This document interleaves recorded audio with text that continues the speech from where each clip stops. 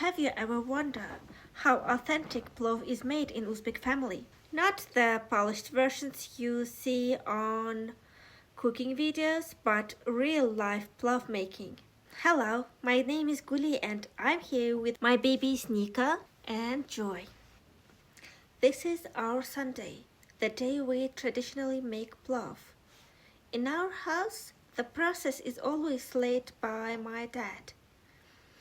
As the head of the family, he takes full charge and makes everything from the scratch. It all starts right here, with the sharpening of the knife. First, he prepares the carrots. You can see his technique here. In Uzbekistan, chopping carrots is a crucial skill for men because of the custom of Tog'rash.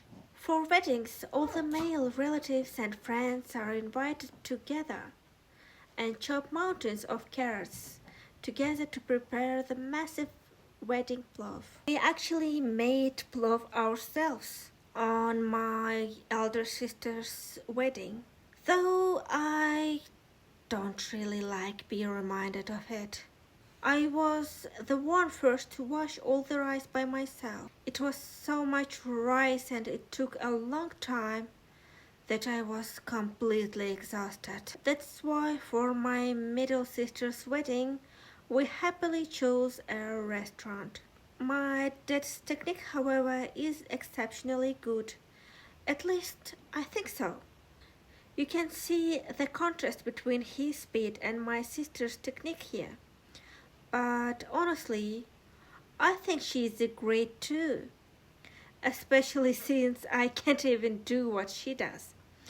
In my eyes, they are both masters. Now you can see my father chopping the meat. He carefully removes the fat and tendons and starts with large pieces. Most traditional cooks leave these big chunks in the pot, but we chop them into smaller, bite-sized pieces. We do this specifically for my niece and my nephew, so it's much easier for them to eat and enjoy.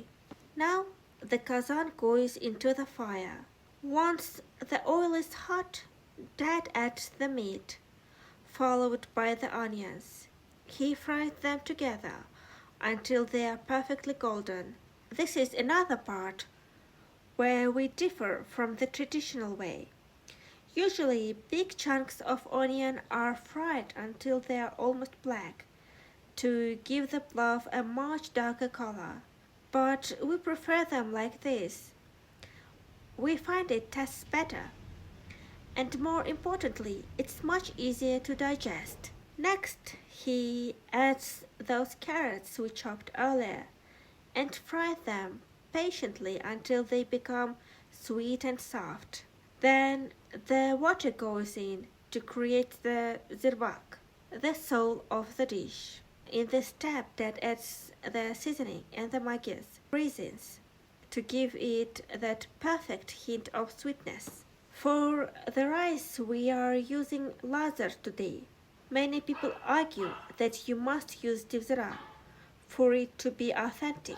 But my sister loves Lazer rice, and her happiness is more important to us than strict rules. You can see how my dad washes the rice. Your movement must be very soft so you don't damage the grains.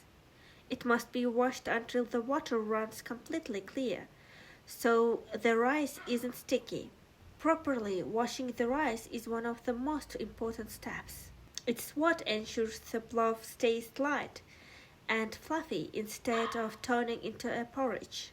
Now the rice is left to soak until the zirvak is ready and the whole family has gathered. Now that the family is gathered, it's time to add the rice to the zirvak. It's crucial at this point not to allow any cold water into the kazan. Dad carefully adds the rice, making sure only the grains go in. Once the rice is layered, he pours boiled water over the top. Now we wait until the water has mostly evaporated. At this point, the rice should be about half prepared. To finish it perfectly, Dad gathers all the rice into a big mound in the center. He uses the back of a spoon to make holes so the steam can escape evenly. Then he closes the lid of the kazan, and all that's left is to wait for 15 minutes. While the plov finishes, it's time to make achchik-chuchuk. It's a salad made of tomatoes, cucumbers, and onions. In Uzbekistan, plov is always served with it.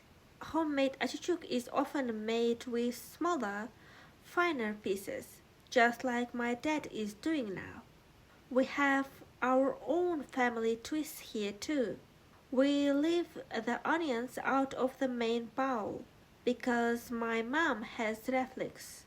We also set aside 2 plates of plain salad for the children because they don't like greens. For the rest of the family, we add fresh cilantro and dill.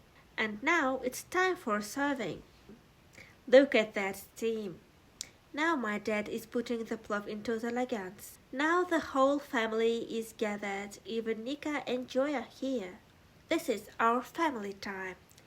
In this day and age when everyone is so busy, it's so important to stop and gather together. Plov is the key that brings us all to one place. For us, and I believe for many Uzbek families, plov is not about traditions, customs, or authenticity. It's about family. It's a dish the head of the house makes for the people he loves, where every member of the family eats what they like and customize it to their own liking. So, join our family, subscribe, and stay with us and learn more about Heart of Uzbekistan with me, Nika and Joy. Let's eat. Yoqimli ishtaha.